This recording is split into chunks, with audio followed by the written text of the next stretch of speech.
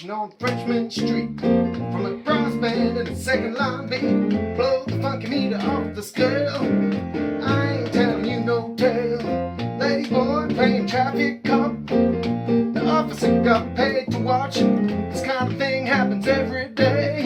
Fun entourage gets right away.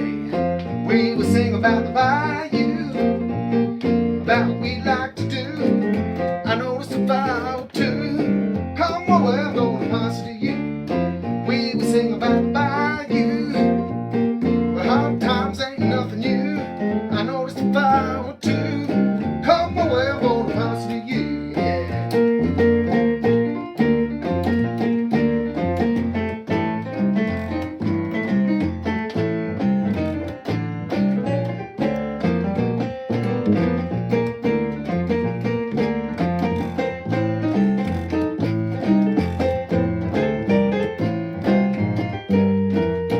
Carry your beer around, straight out the bar, walk downtown. Follow the pulse of the marching bass drum. That's where the people are having fun. Trumpet solo on a trash can. Throw in a 20 if you're the man. Fuck on the rush, taking over the road, getting paid by the bucket load. We will sing about the bayou, about what we like to do. I noticed a fire or two. Well, I'm gonna pass it to you. We will sing about the bayou, the Cajun blues. I noticed a fire or two. Come on, well, I'm gonna pass it to you. One more time. We'll sing about the bayou, where hard times ain't nothing new. Setting up for a taxi home. You don't wanna be walking alone.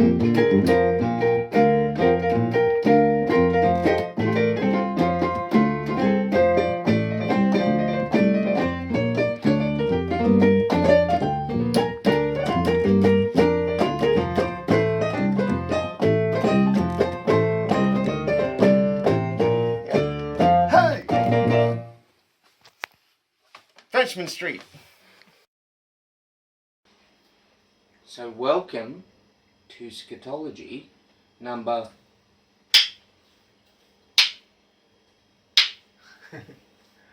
31 with our bestest friend, Dillion James. I thought you were going to hit it 31 times for a second. XXXI. Like when the clock strikes the hour and dong, dong. Thanks for having us, guys. Thanks for having me on Scatology. Thanks for coming on, man. Yeah, no worries. Great pleasure. What's this studio called? Got a name? Well, not really. But I guess it's kind of DJB Studios, wherever my stuff is. That's where I've got a fair bit of stuff. And if the camera turns around a little bit, you'll see it stacked from the floor to the ceiling. Get a picture, pop it up on screen. Absolutely. And you've got a hashtag for that? No, I'm not. It's not official. It's an underground thing. We're in a bit of a bunker here. Half of the room is underground. The other half is above ground. Fortunately, but it keeps it cool in summer, so even in the summertime, you know, you can hide away here in the middle of the day, and it's been good, especially in lockdown. It's been, you know, heaven sent to have a creative space. Oh yeah, 100%. I've been working on some new recordings, which I plan to release to. I haven't got anything on Spotify or iTunes yet.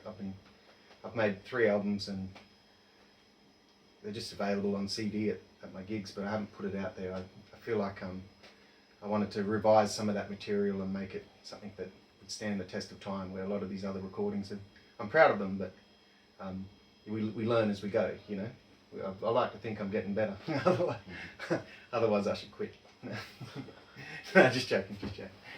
Don't quit, kids. Don't quit. Do you sell your stuff on Bandcamp at all? No. I just purely sell just gigs. Just gigs. Yeah. Just the CDs. Mm-hmm. I'm happy to sort of stay underground in that sense. I get 100% of what I sell, and so that's, you know, people know they're supporting an artist when they give you the money at the gig, and you give them a CD. And most of the time I get good messages back, you know. I guess people who don't like the CD don't bother letting you know about it. But, Have you seen much of a change in the last 6 months at all? with less cash in people's pockets, yeah, people aren't carrying cash, but you know they can give them your bank details to put the money in. I'm not worried about a scammer rocking up at my gig to steal my bank account details in person. So you know, give them a sheet of paper and put the money. You know, so I think people are still buying CDs at about the same rate. You know, there's still the people that love live music and local artists and want to support. You know. And, when they truly have a good time at your gig, then they want a piece of that to remember it, or just to check you out a bit further. And I think the reason I sell my discs the way they are is I think I made them to flow. The songs flow into each other, and my first album was like almost an hour's worth of music. So it was. What's that one called? Tone Baked Goodness. Tone Baked Goodness. Yes. It's got a little picture of a Banksia on the cover, and it looks like little laughing mouths or singing mouths coming out of a nut. And yeah, I had on the screen. Sorry? That'll be on the screen. Oh, yes, that will. Right here. Just hang on, just here, right in front of. No, sorry, Jeremy. I'm getting cheeky already. This is a good start. Yeah, so I had a 6-piece band when I did that, and that was, you know, some of my brother was in it, my younger brother, and some of my good friends, and we started jamming at an Aboriginal art gallery in West End, actually where this where the backdrop comes from. Oh, really? Indigen Arts it was called. It was a 100% Aboriginal owned art gallery, and no government funding. They stood there. They stood on their own 2 feet for a couple of years, and we did our bit to support them, coming down and hosting a jam on a Tuesday night. Are you saying they're gone? That was, you know, 10 years ago now, and They're I'm just still sort of, there? you said we were going to talk about the origins of my music, and this is where the band started. you I'm know? just wondering if Oh, that you can- centre is still there, or No, it's like a coffee shop and a car park or something now, you know. right. Well, so that's a shame. opposite the markets. It was there on Montague Road for three years or so. Yeah. And it was a beautiful spot, and it was just, you know, it was high rent. The rent was increasing, you know. West End's a very popular place. They had a very large space, and it was hard to maintain, you know. Like, that's a lot of artwork and a lot of merch and a lot of boomerang painting and tours to do in a week. To, you know, I think the rent was somewhere near $1,000 a week. You know, that's a lot of money you got to make, and you know, paying staff, and Well, they even- really did hold up well. They did a lot of conferences in South Bank where, you know, international business people come, and they would pay, you know, good value for a painting. So And even the Melbourne Hotel, they disappeared Yeah, pretty much. the Melbourne Hotel that got just knocked a- down. Yeah. Isn't it just a Woolies pub now? No, it's got rebuilt. It's a completely different Yeah. building now. Yeah. The West End Hotel is not. It's not the Melbourne Hotel. Like it's It's like It's like a restaurant. And It's a. there's They no they bands or totally anything. knocked the building down. It was four levels below zero, and they scooped it all out. It's probably a car park now. Yeah, that sucks. Yeah. West End was so cool. Oh, Still look, is just things change, you know. Yeah. West End had a very much a golden era, and I'm so happy that I tagged on to the end of You that. took a part of it, yeah. You I were was a part of it. 17 when I moved here in 2002, February 2002 or something like that. I turned up, and I lived in Indooroopilly, but I spent all my time in West End, and I was going to uni at UQ. There was no Greenbridge then, otherwise I would have lived in West End and just rode my bike across the bridge, you know. That What would did have you made do at uni? engineering. Oh, I did electrical engineering. Right. Yep. It messed with my brain, all that algebra and signal and image processing. I got right into the musical side of electrical engineering. I did my thesis in real-time beat acquisition, so Right. kind of artificial intelligence trying to tune into a piece of music and click to the beat. And I had a bit of success, but I didn't get it working in real time, which was that's another step. You know, the amount of computing power I needed to figure out the beat was a little bit more than what the chip of the day could handle. And maybe nowadays might be a different story, but I think they've pretty much perfected that by now anyway. You know, and I wouldn't say I was cutting edge. In that at all? Yeah, I'm 2/3 of the way through a master's in sustainable energy, and I've taken a bit of a break to be a dad, and I've been focusing on my music as well. Making a living out of playing the piano and studying is pretty full on while you're being a parent. So you know, it's life's a juggling act. It always is, you know. So you've had your first, have you? Had my first child. I wouldn't say that I wouldn't do it again. It is very. How old you know, were you first? Look at all this stuff. Yeah, For the ladies out there. I get to play with toys again, and it's okay. No one thinks I'm weird. Yeah. How old's your first? He's ladies 3.5 like going to- on 7. Yeah. Guys like to know that too, but ladies really love it. Everyone loves kids, Everyone man. loves kids. Yeah. Oh, I love my own kids. To the moon and beyond.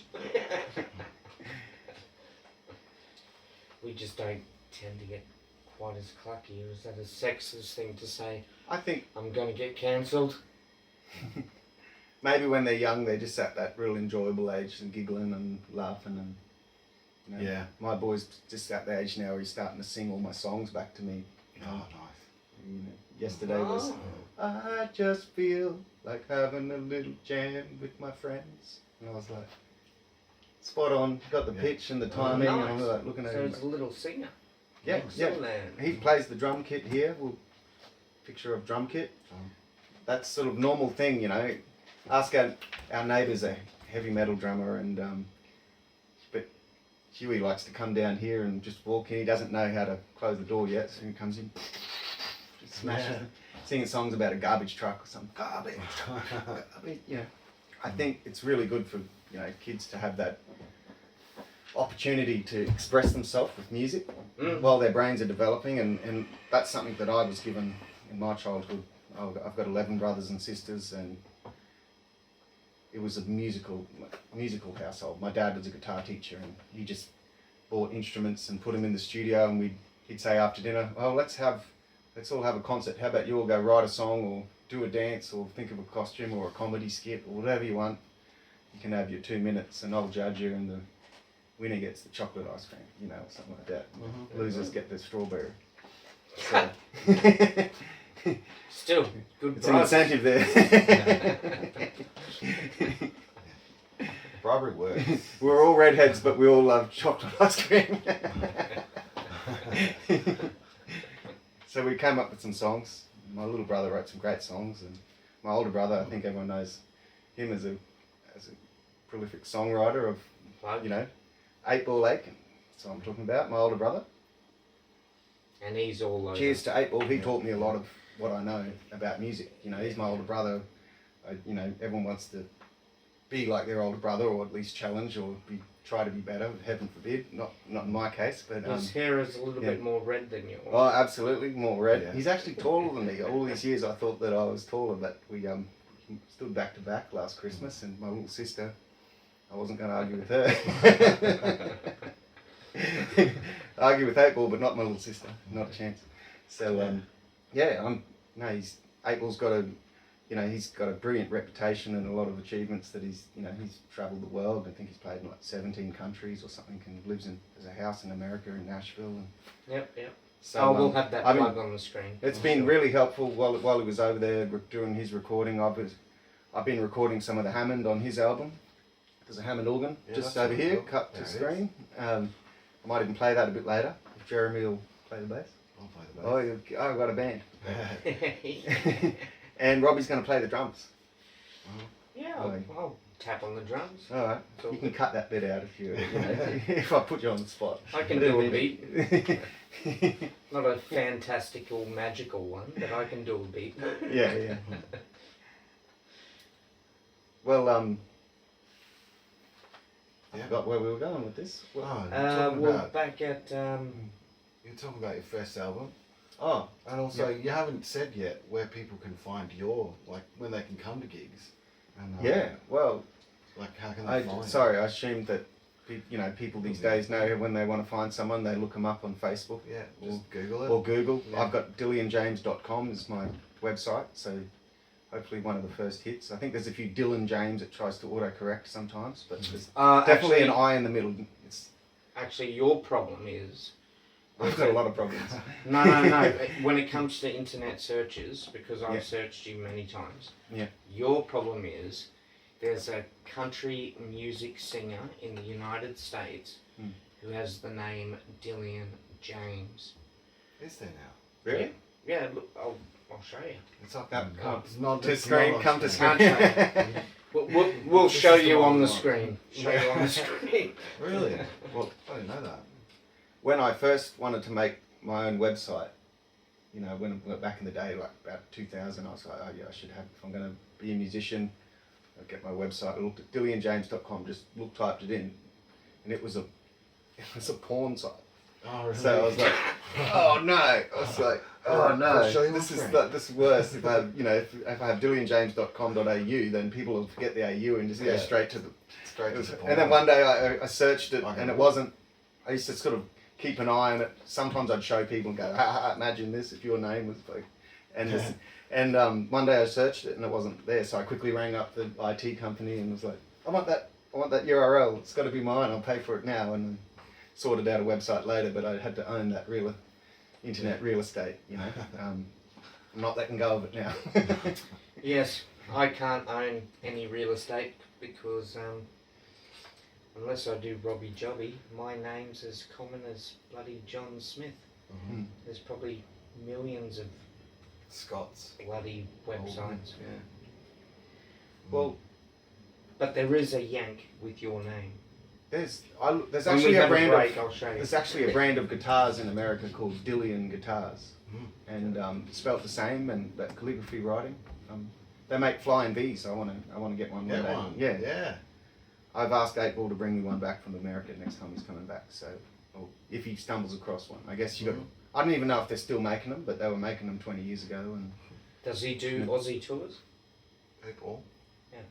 yeah. How often you reckon? 8 Ball does Australian tours all the time. I think he's playing our hometown last night and Atherton tonight and Townsville tomorrow, and then he's yeah. And So then back to America.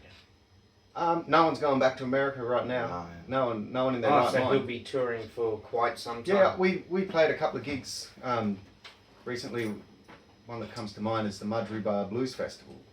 It's a perfect window where there was no COVID cases and dancing was allowed, and it wasn't 100% capacity, but it was. I mean, there was enough people there for COVID. I've got to say, there was people dancing around, having an absolute ball. It was like a trip back in time, you know. Mm.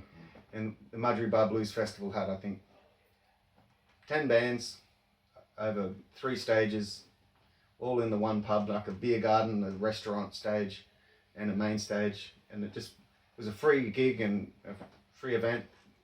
I don't know how many people turned up. It was lots, and the pub made a tidy one that day, and so I think we're going to see more of them. And 8 Ball ran that. He's running big events now, and I'm quite lucky to have a brother who's right in on the scene, giving me opportunities. But saying that, I've always float my own boat, and I play a lot of solo gigs at the moment through COVID. Just been keeping the piano and the stomp box going, and I really enjoy writing my own songs and playing. Just keeping the music alive. When I can get a duo, when I can, everyone's budgets is a bit less than what they used to be, and naturally people aren't going out and spending, and we can't hang out in the same capacity sometimes. And It has been a squeeze. Mm-hmm. Yeah, for all of us. But Are you getting more gigs now? Like a thing. I'm getting different type of gigs. I'm not getting as many gigs. I was pre-COVID. I was doing about 5 or 6 a week, and that was great. Sometimes 2 a night. Quite often you'd Thursday 2 on Friday or 2 on Saturday. You miss a day here or there, but it was like my working week, and it was full on. Play a lot of music and get to the end of the weekend and I need to give the fingers a rest, and and but then I was around around the family and walking the kids to school, having that time, and now the way things have gone, I at the start of COVID I thought, what does the world need right now? It needs people are online shopping all the time. So I thought, I'll just buy a new 2-ton truck and deliver boxes and run around with the mask on delivering stuff. It'll keep me fit and Busy. keep things going, you know. Yep.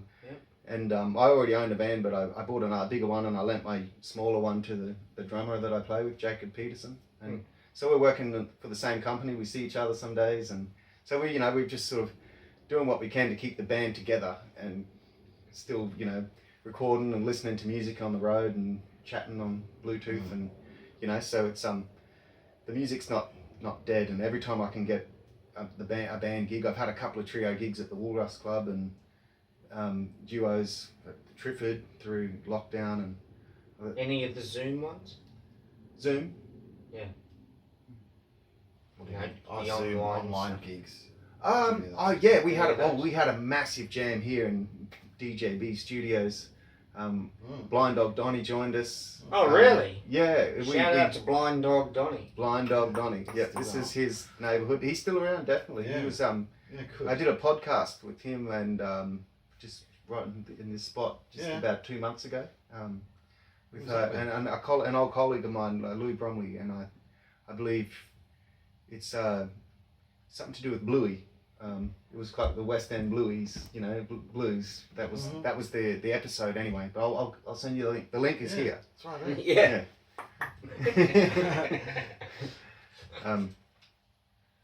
Yeah, cool. And so who else did you have here? Like you had Donnie. Yeah. Well, we had Luke on saxophone, Yeah. he's and great, Jacob was playing drums, and Norman on guitar, Yeah, and nice. Matthew Beagley on guitar. Shout out to Matthew Yeah. Beagley and Norman and Yeah. all of them, all of the boys. And And shout Lu- out to Matthew Beagley's and- episode as well. Check that out on Scatology. And also Louis was playing. Subscribe. I should say Louis was playing congas and percussion that night. Everyone knows Louis, Louis. he's Yeah. a Cuban. Mhm. Yeah, he's just become a dad too. He even you can't see it. We can't swing to it because the conga that he reskinned is actually the camera stand for tonight. But he made it after I've owned it for 10 years and it didn't sound right, and he put a skin on it for me when he was here. And really enjoying the congas at the moment. Cool. Until it's only so much. I don't want to give myself like arthritis in older years for not hitting it right or something. But I love the drums. Drums is where music started for me, really. Oh, really? Really? Started out as a drummer. With an older brother like 8-Ball, I was never going to be the guitarist Yeah. in the band. You know, Dad was a guitarist. 8-Ball learnt off Dad, and they had their kind of league, and I was little Dillion. What can I play? Can I play the drums? All right. If that'll shut you up. Give us a beat, as a bro. little kid, just Give us loved a it. beat. Yeah. I really enjoyed it, and but I always watched them play guitar, and when it came to playing, I knew what a D and an A and an E, and just been looking at them while I'm drumming for years, you know. So eventually, I guess my older brother's 3 years older than me, so all of his friends, they all hit puberty. Him and all his friends hit puberty like 3 years before me. So when it came to having a drummer who could take their t-shirt off and bang it and impress the girls, well, that wasn't me, you know. I was a skinny little kid, so I lost my job, unfortunately. But fortunately, Which job? the drummer in the band. That's the drummer. You know, I was the drummer, you know. Why did you lose it?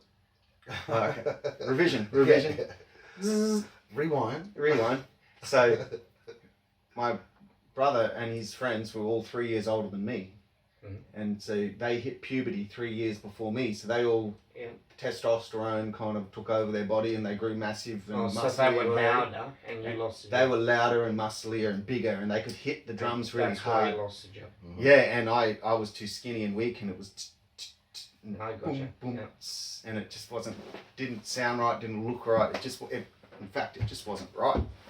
And I had to wait my time. But I was tall enough to wear a funny hat and stand over the side on the bass and fit in with the big kids. And the amount of gigs I did at 13, 14 years old on the bass, like not knowing what I was doing, but I think 8-Ball knew that I was musical and I'd play exactly what he taught me. And so he taught me so much about bass and guitar. We used to sit down in the shed in Mariba. It was like, some days it would be 45 degrees in that shed. Oh, really? And and it was, it's like, it's practice time now.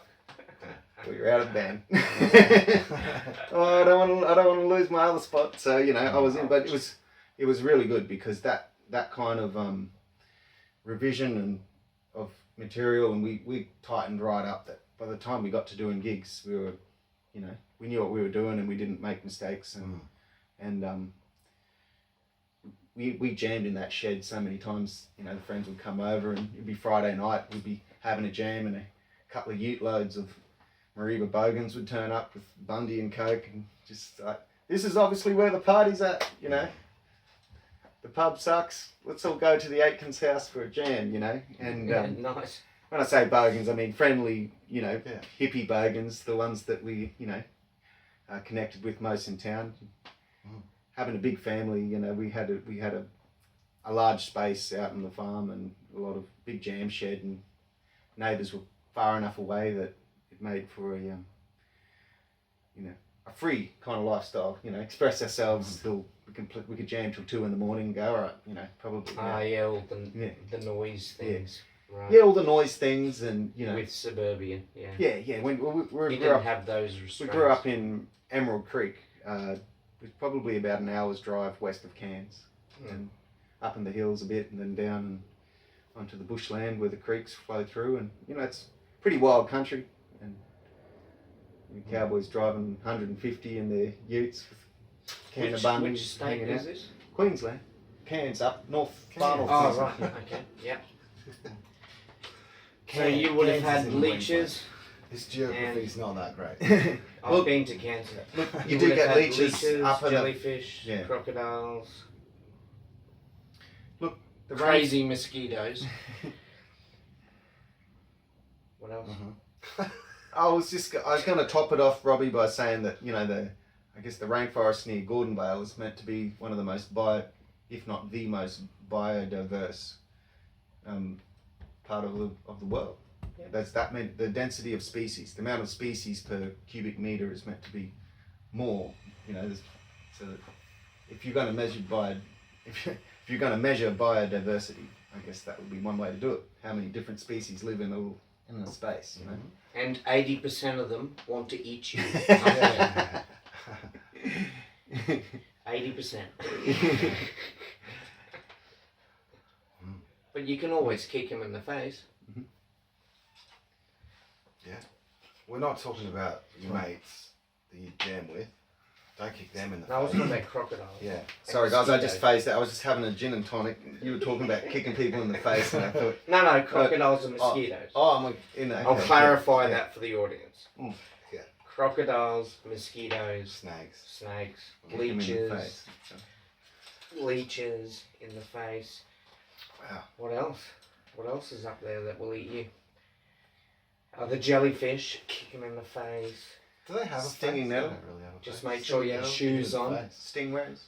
The stingrays. Kick them in the face. Yeah. Kick them in the face. Gosh, man, remind me to take you as a bodyguard next time.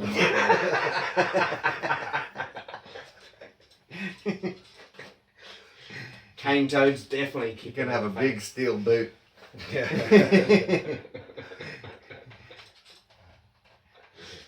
This is me mate Boots. You mess with him. You mess with the boot. There's your website, mate. Robbie Boots. Yeah. .com. Yeah.